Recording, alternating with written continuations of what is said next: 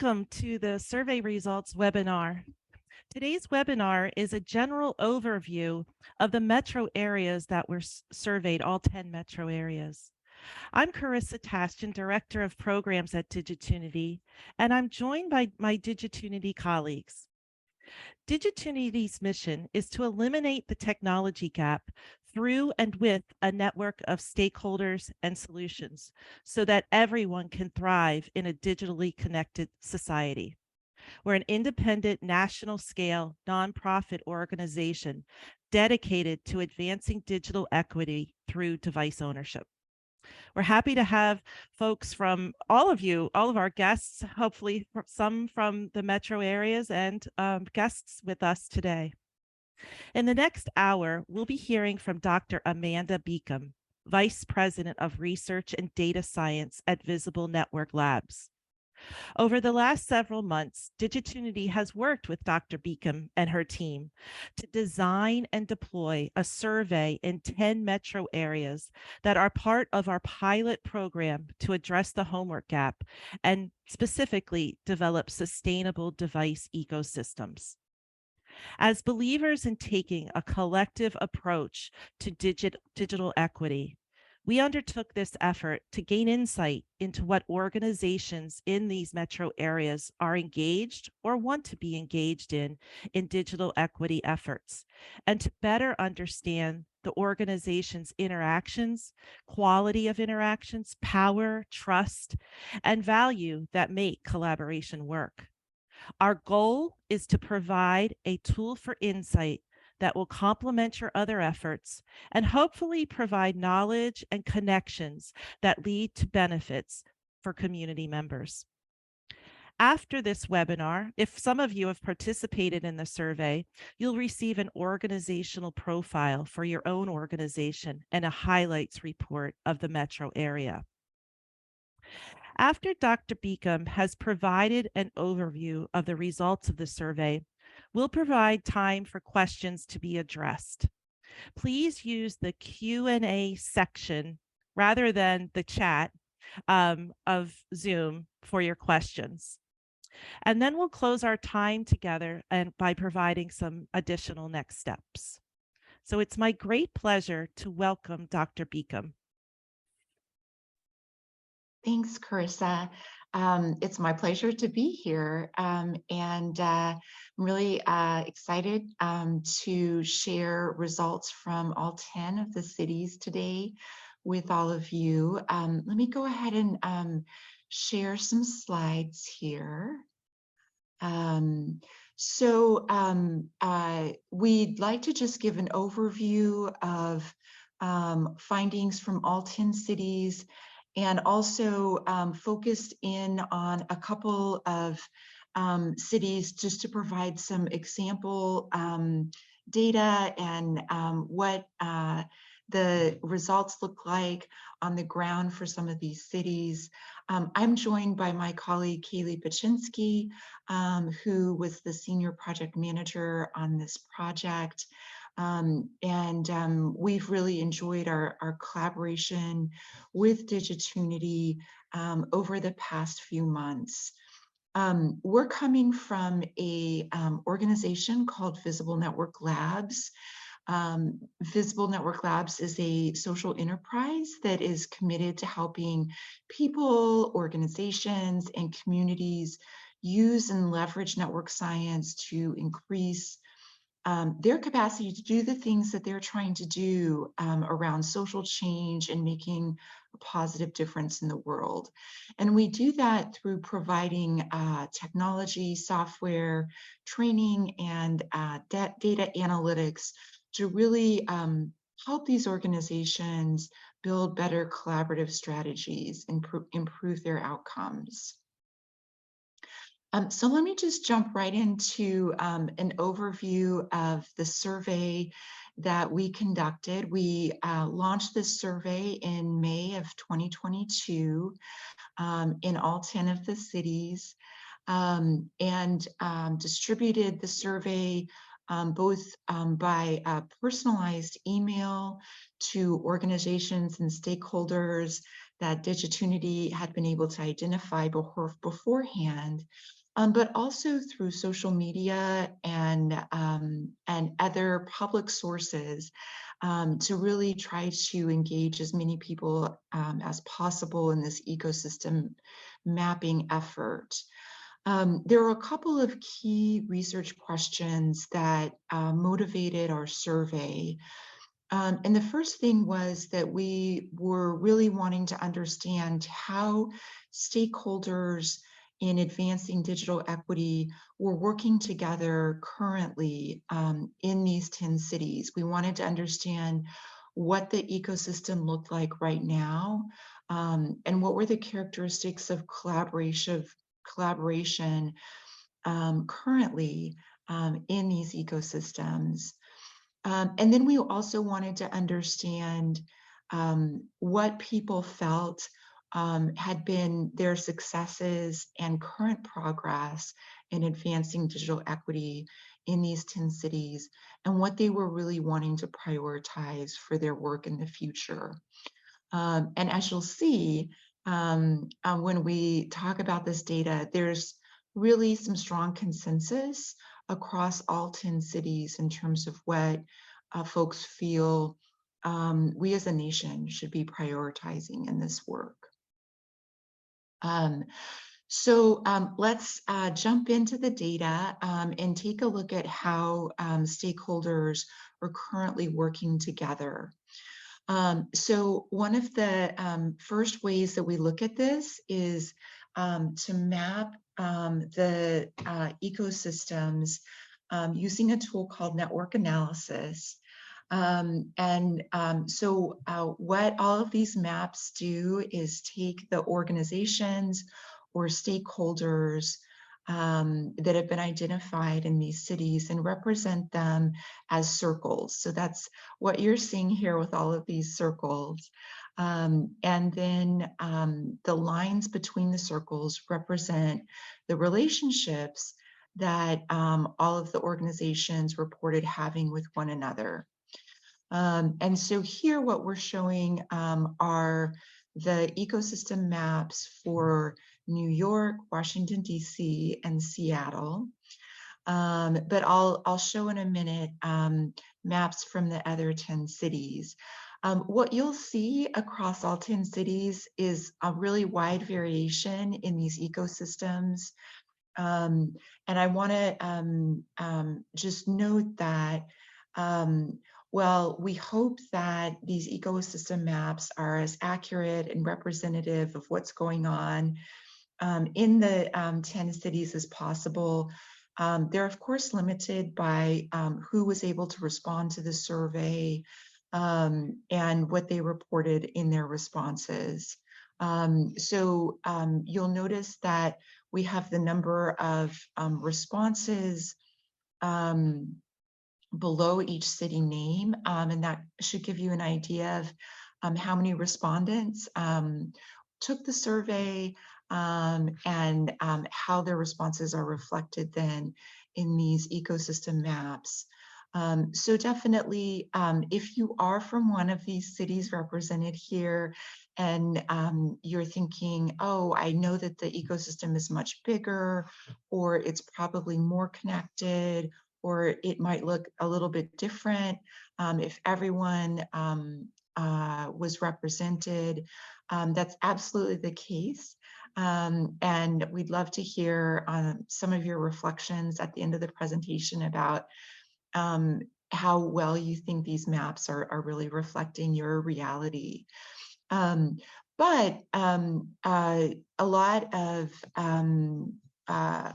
of data can be gleaned even when we don't have a ton of responses about the ecosystem, and I'll show you some examples of that.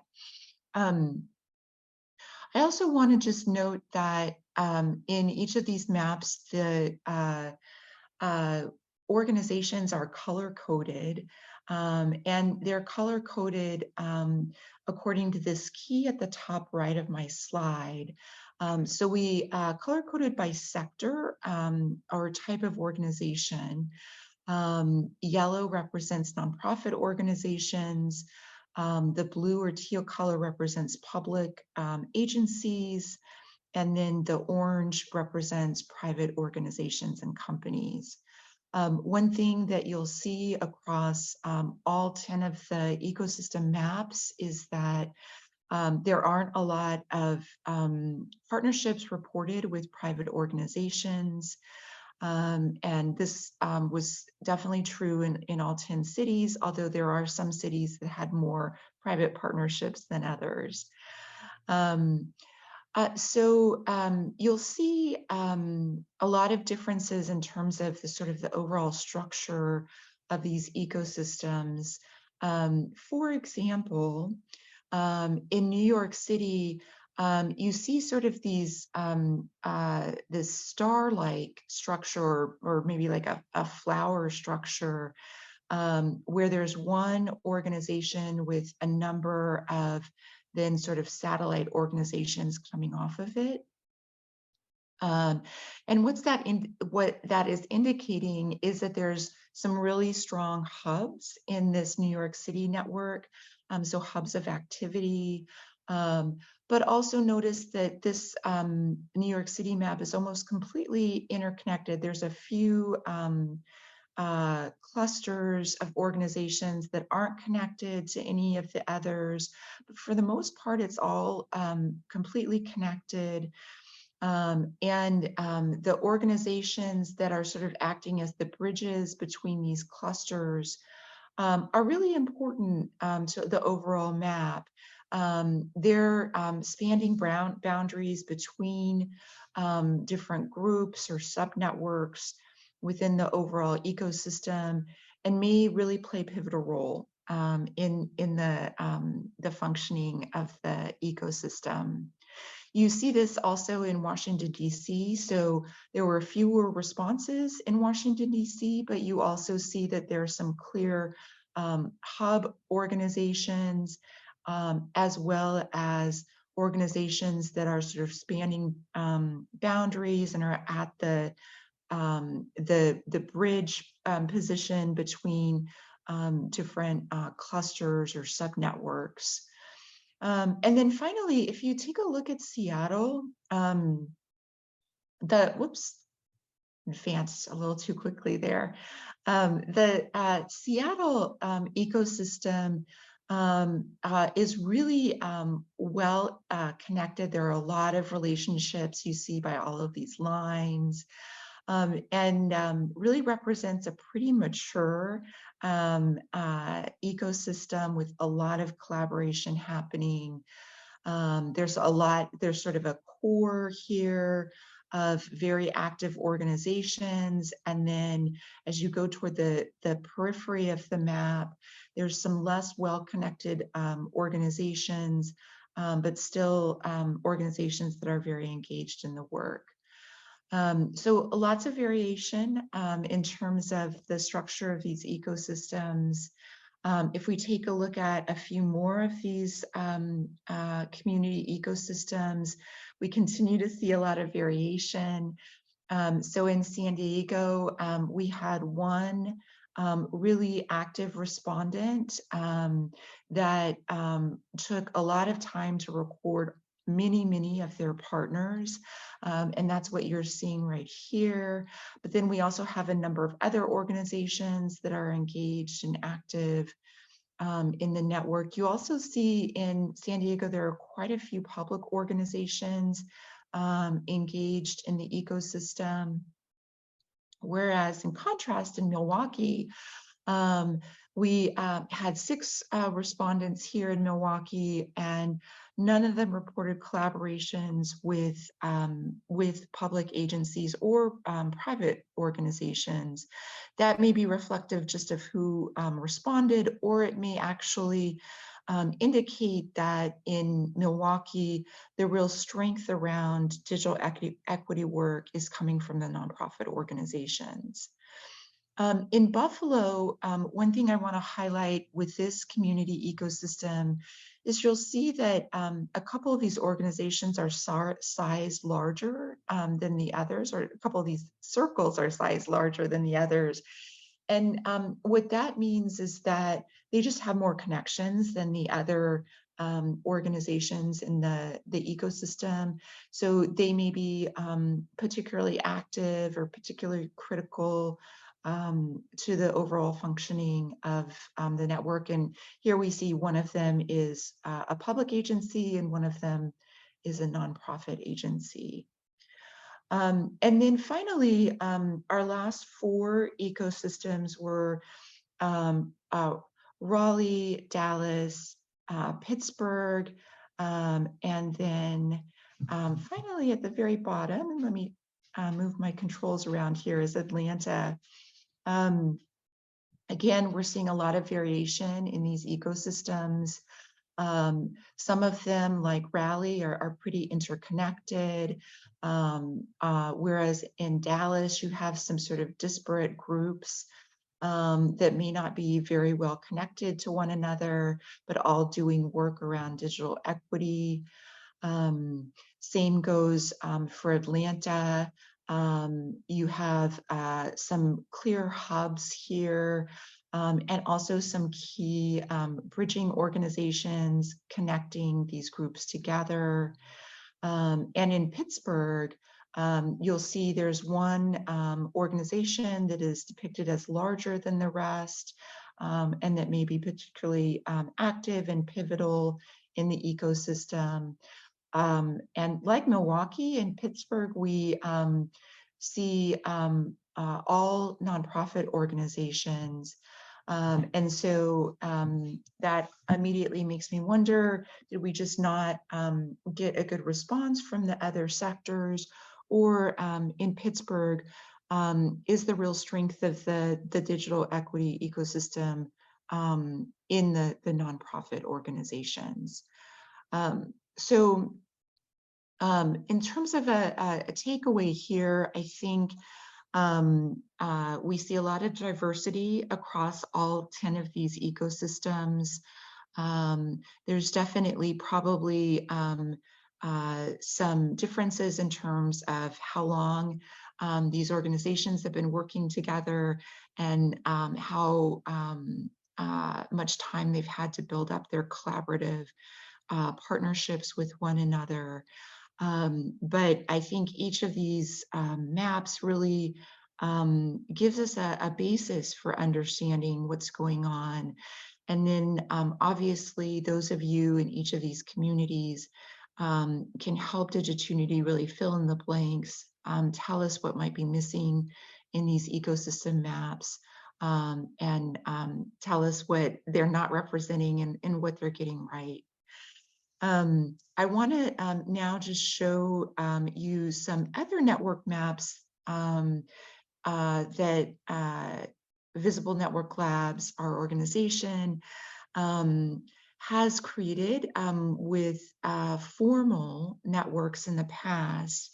And so all of these networks are mapping very formal, very well-established networks in their communities.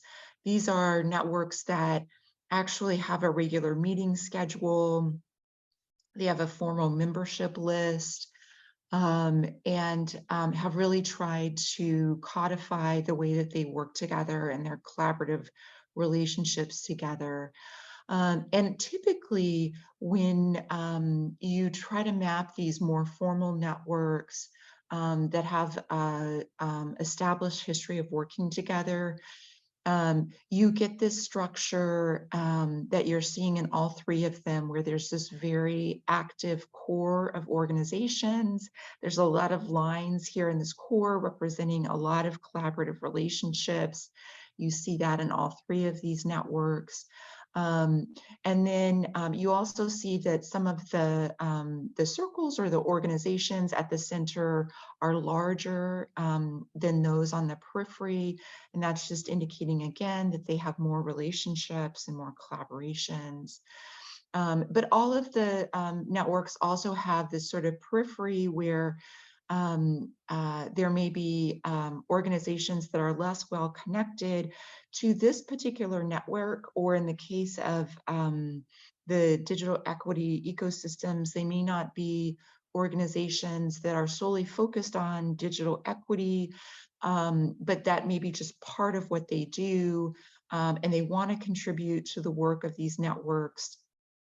But they also have their own connections, and have access to community stakeholders that perhaps these organizations in the middle don't. And so all of that is just to say that uh, as the ecosystems in these 10 cities that we mapped mature over time, they may start to look a bit like what Seattle looks like, where there again, there's this strong core, and then this less active, but still very important periphery.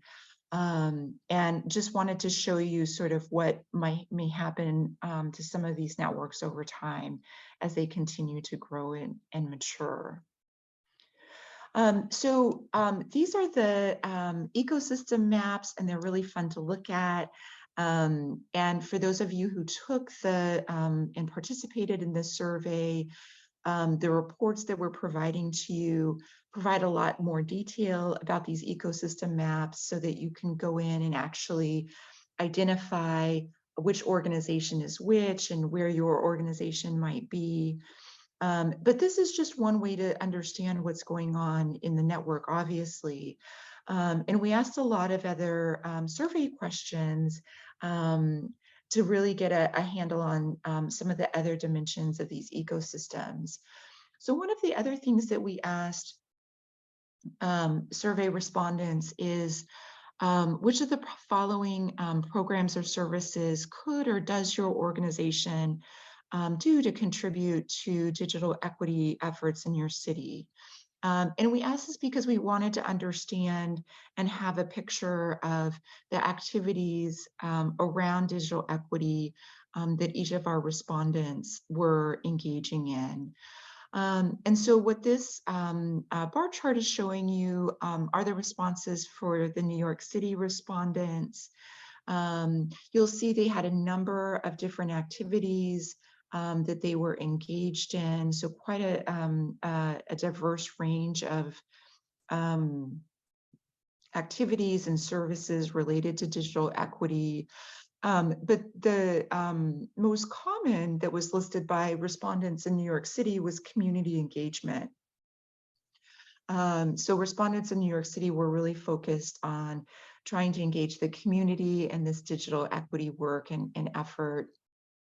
And then some other common responses in activities in New York City were workforce development, digital skills support, and advocacy and policy work around digital equity. I want to show you some of the resource contributions cited in other cities, just to give you a flavor of the diversity of these results. So if you look at Washington, D.C., the top activity listed by respondents was technology distribution, and then workforce development and digital skills support. And then 50%, like in New York, listed community engagement as an important activity and resource that they were contributing to the ecosystem. And then if we look at another city, Seattle, we see that again, like in New York, community engagement was one of the most common resources that folks said that they could contribute to the ecosystem and that they were engaging in. And then as in some of the other cities, digital skill support and workforce development were other key resource contributions. But again, you'll see that there were a lot of other types of resources that respondents felt that they can contribute to the ecosystem.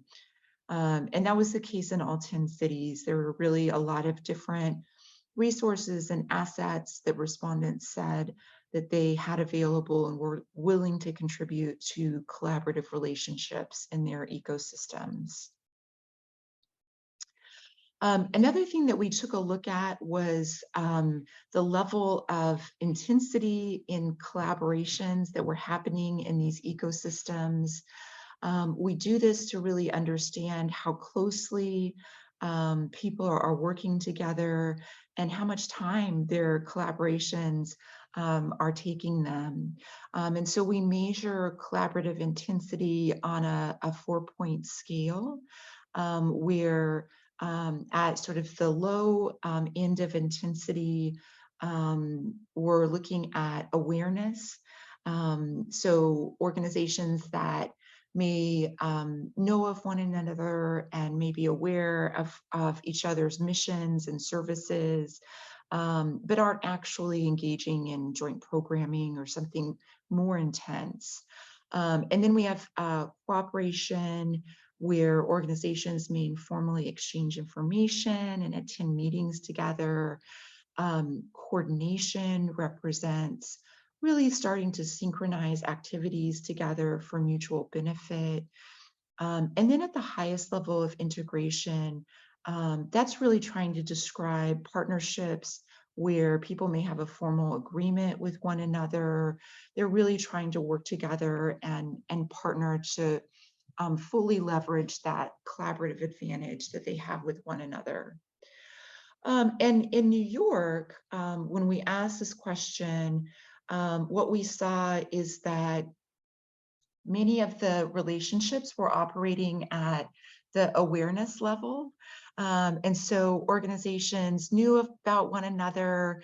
Maybe they knew enough to refer their target populations to one another, but weren't really collaborating on a more intensive level with each other. So 62% of the collaborative relationships in New York City were at this awareness level. And then we had about 30% at these middle levels of collaboration and 9% at that more substantive level of collaboration. If we take a look at Washington, D.C., we see that these levels of intensity are a little bit more distributed across the spectrum. Still, a lot of partnerships at the awareness level, but then about 50% at these middle levels of coordination and 14% at the integrated level. And then to show you another example, Seattle also sort of similarly is like Washington, D.C. in terms of their distribution. The reason that we think it's important to look at how intense the collaborative partnerships are in ecosystems is because if you have, for example, in New York City, a high percentage of organizations that are only operating at the awareness level, what that tells us as sort of outside network science experts is that there's still a lot of collaborative advantage that could be leveraged in New York City. And so if we were working closely with the networks, the New York City ecosystem, we might recommend to them that over the next year, they do some activities to try to encourage a little bit more collaboration. Again, to really try to leverage those, the value of those collaborative partnerships. On the other hand, if you had a majority of partnerships at the integration level, let's say 70%, and we see that sometimes in community networks, that's on the one hand great because that means that people are really collaborating together. They're probably very well aware of how one another is serving the community, and they may be very coordinated in how they do that. And so that's obviously great, but working together that intensively also poses a risk for folks to get burned out because we know that collaboration takes a lot of work.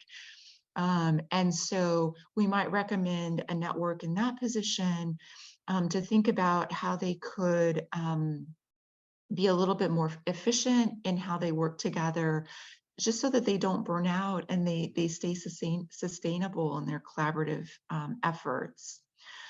So that's why we take a look at it at this data and think it's important. We also look at the value with which partners perceive the folks who they work with in these ecosystems.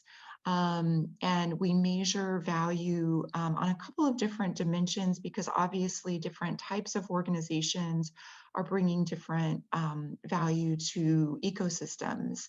So we take a look at power and influence as one potential value that organizations can bring. Often these are regulatory organizations, those that have regulatory authority, like public agencies, or they're people who have funding. So foundations often have power and influence through the funding that they're able to offer to their collaborators. So we take a look at power and influence. We take a look at how involved organizations rate their partners in the mission of the network, in this case, advancing digital equity. And we also take a look at to what degree organizations feel their partners are contributing resources to the overall mission. And these are forms of value that are all important and really represent different things that organizations can bring. What we have here on this slide is, again, showing you just a sampling of what we saw across all 10 cities, in this case in Seattle, New York City, and Washington, D.C. We had respondents rate these different dimensions of value on a 4-point scale. So generally, any ratings over a 3 and over are considered quite high. You'll see in Seattle, they have value ratings on all 3 dimensions that are quite high, particularly in the resource contribution dimension. You'll see in New York City, the ratings were lower. This may be because, if you'll recall, New York City, the partners in this ecosystem didn't know each other as well. And that may mean that they just simply don't have as much of an understanding of the value that their partners can bring to the ecosystem. So that's how I would interpret these scores. One of the things that's good here is that obviously in the New York ecosystem, people did think that there were organizations present that had power and influence. That's always important. You always want to make sure that you have some folks with regulatory authority and funding ability at the table, because we all know that those things are very important in making social change happen. And then finally, in DC, again, similar to Seattle, really high scores. The highest, like in Seattle, was around resource contributions, but generally overall, really a nice distribution in terms of a lot of value being seen in the partners that are working together there. And then similarly to looking at the value that respondents saw in their collaborative partnerships, we also measured the trust that they had in their partners. And so this is what this slide is showing. You'll see here the trust scores are generally a little higher than the value scores. This is a common finding we see in many of the networks that we measure. So again, we're measuring trust on 3 dimensions.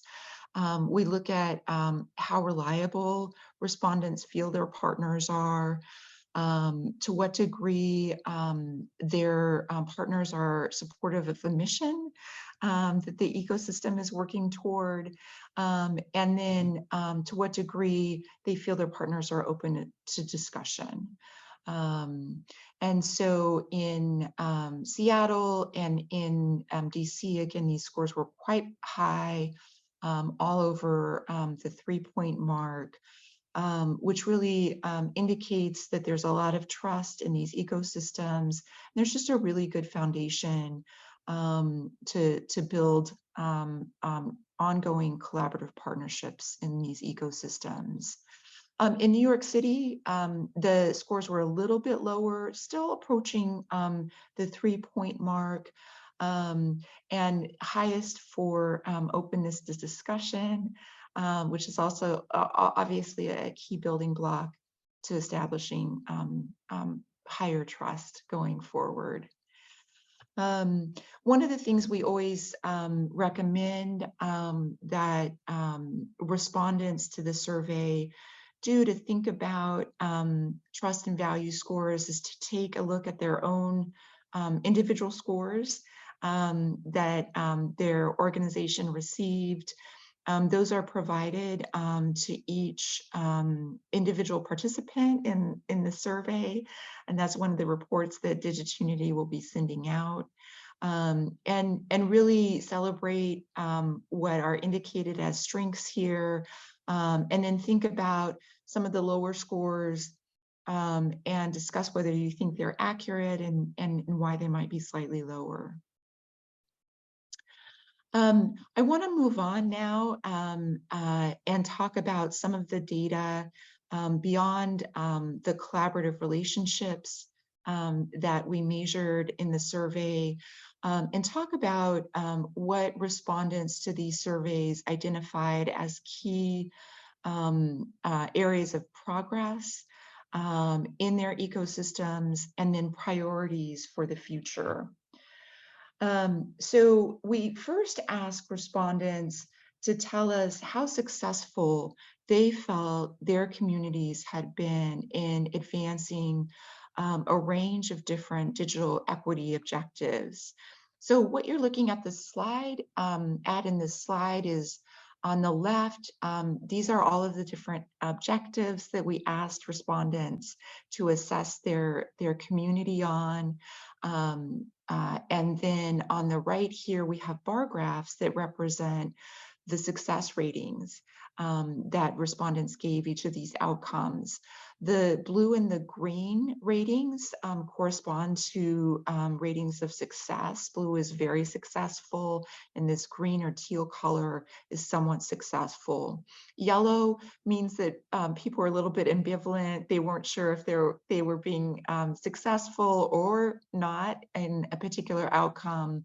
And then orange and purple represent a lack of success, and gray is when people just felt they weren't sure how well their community was doing.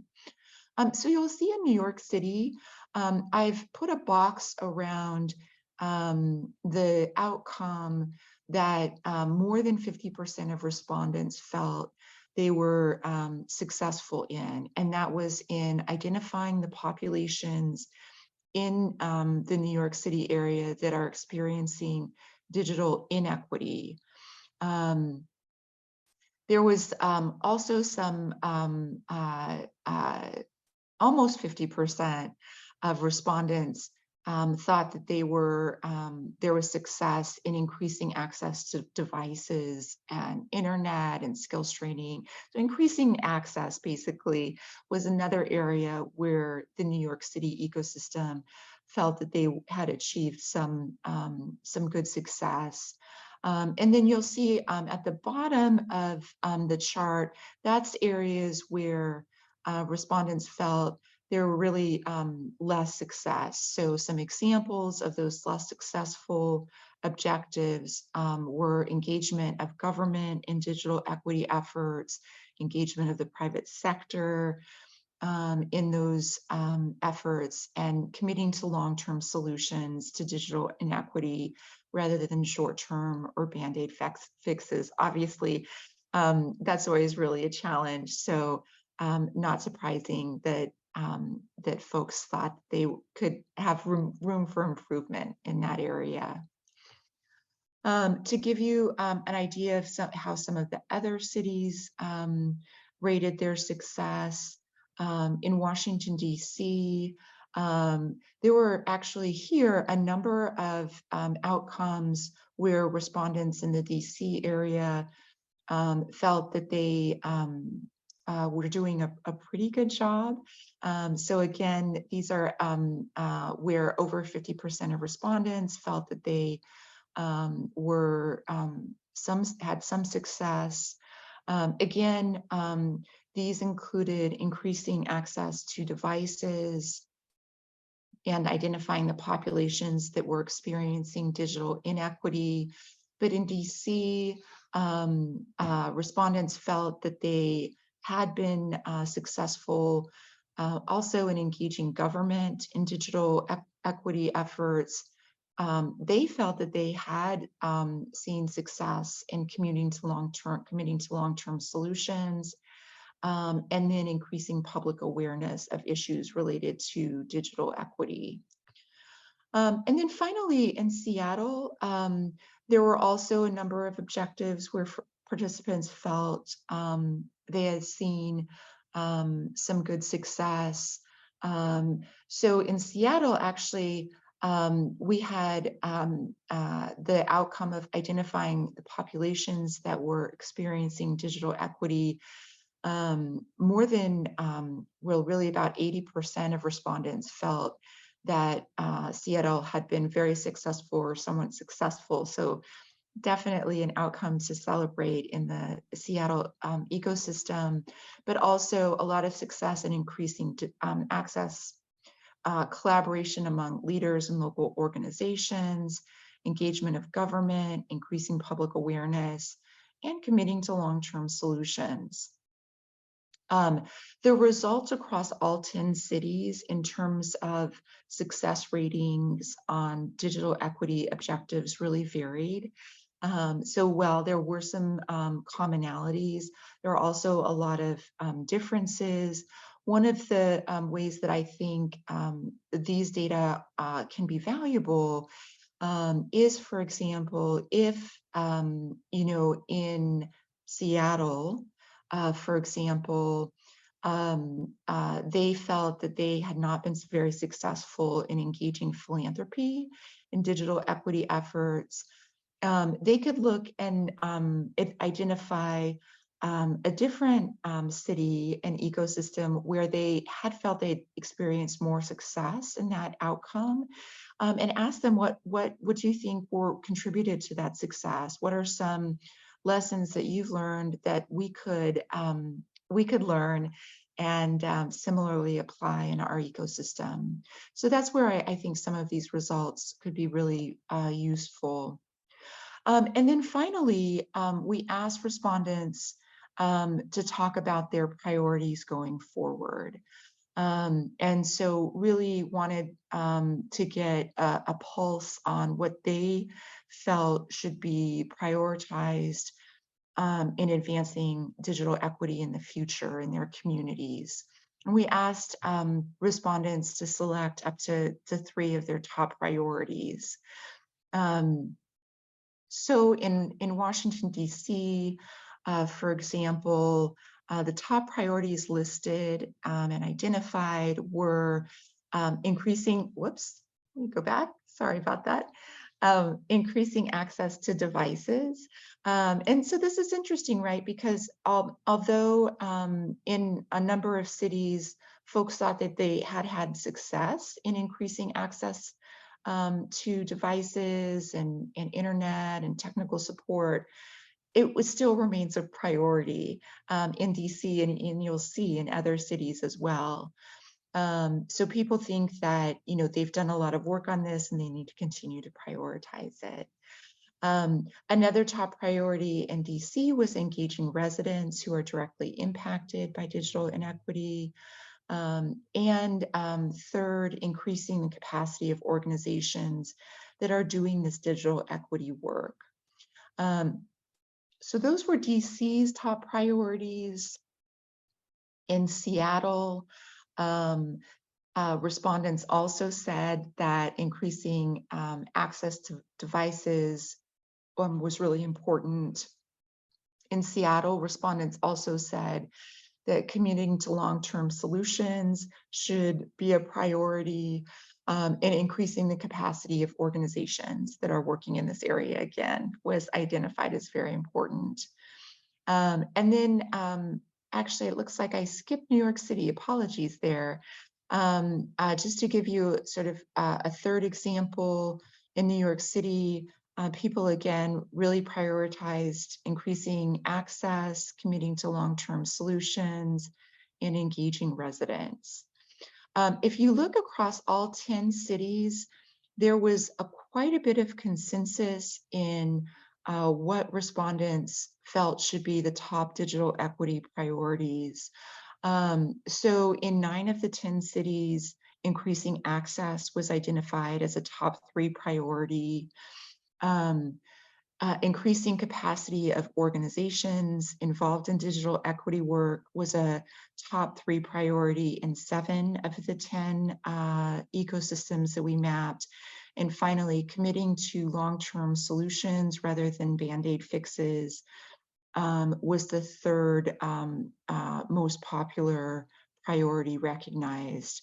And these were really very consistent throughout all 10 cities. So I think one of my takeaways from the survey results was just how aligned I think people who are doing this work across the country are and what really needs to be focused on. And of course, the other priorities that were listed also got a number of votes, and that varied across the cities. But really strong consensus on what should be the top priorities. And that I think is really helpful in thinking about the future and where resources should go.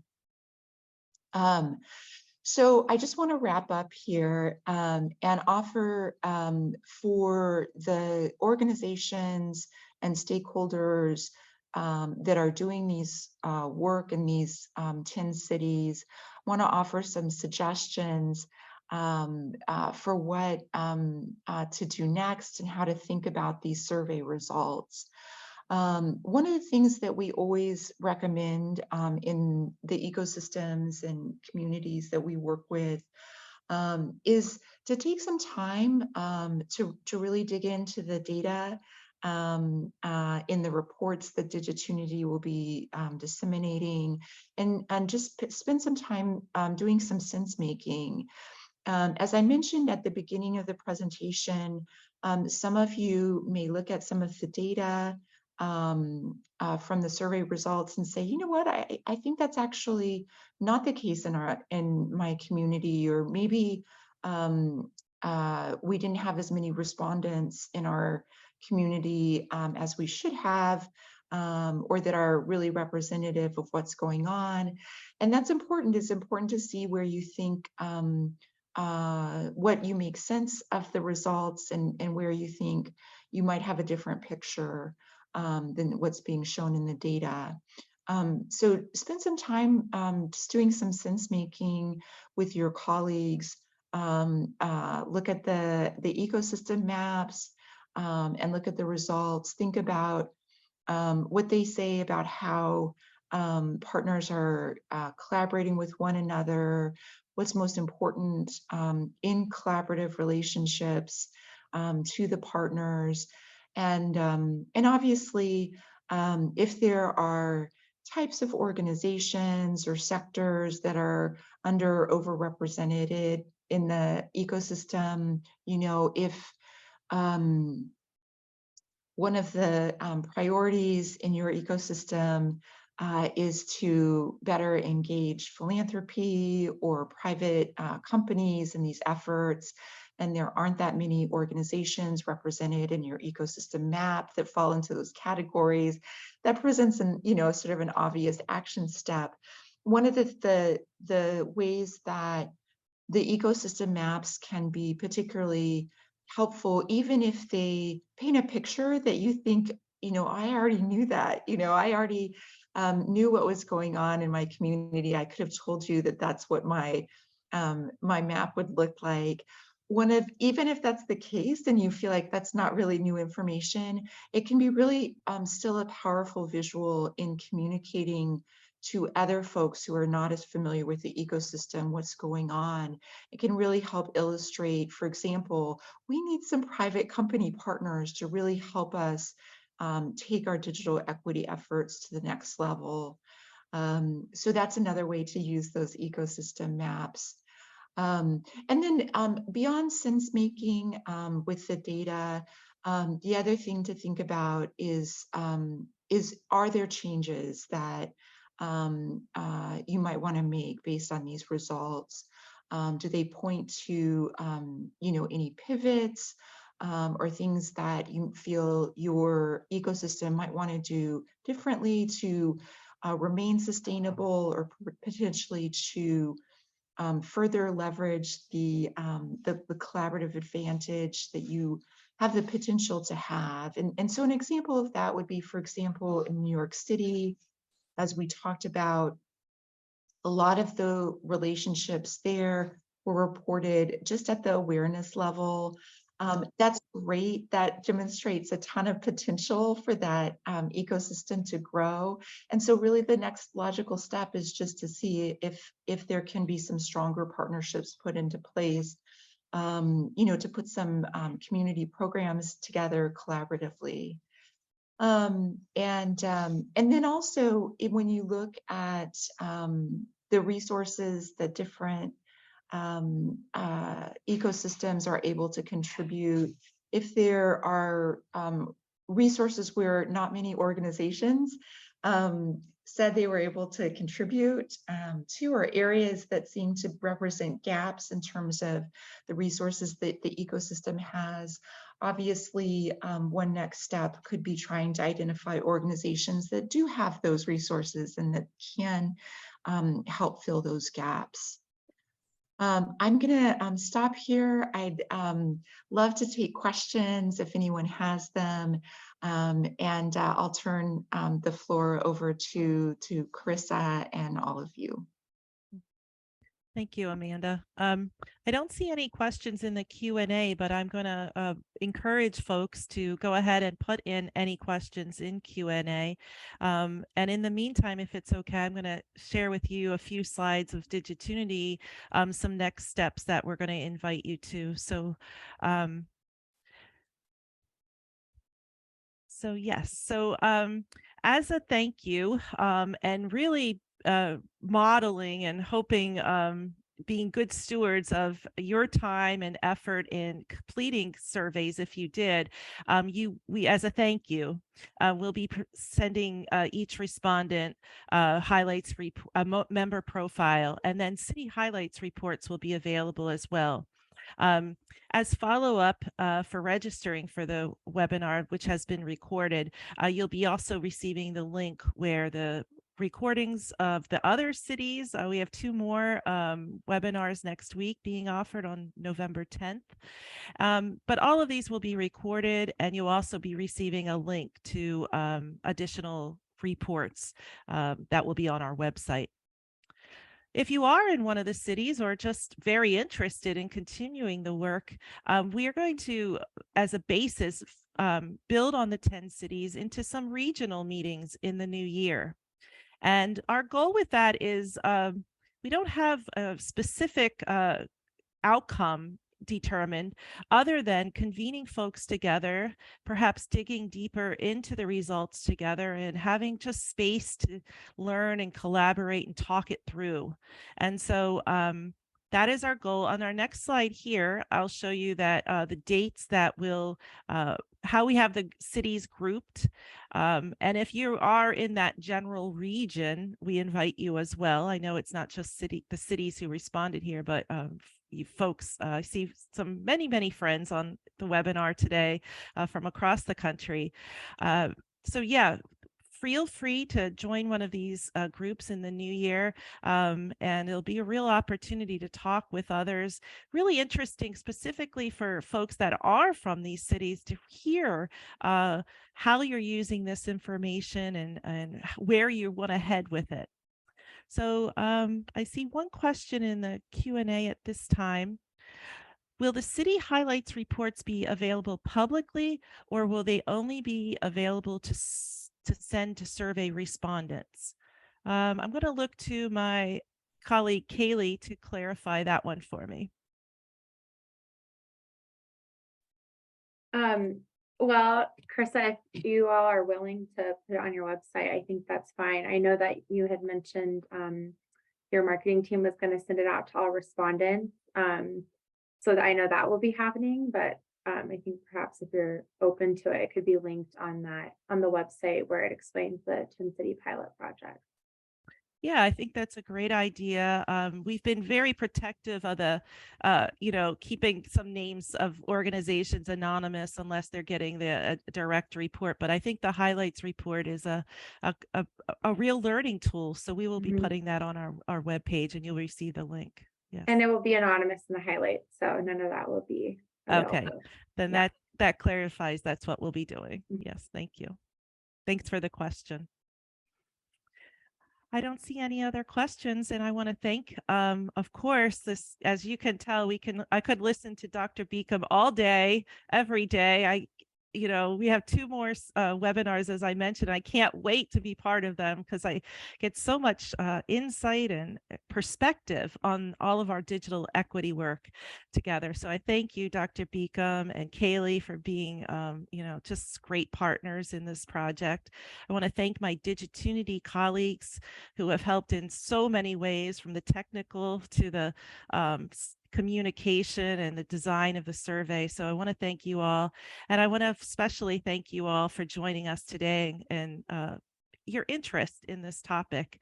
And of course, all of the committed work you do for digital equity. Thank you.